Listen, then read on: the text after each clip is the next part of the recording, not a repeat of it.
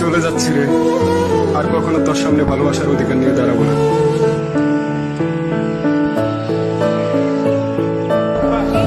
তোমাকে যদি প্রপোজ করি অ্যাকসেপ্ট করবা?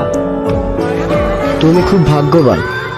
কেন জানো, তুমি যাকে কষ্ট দাও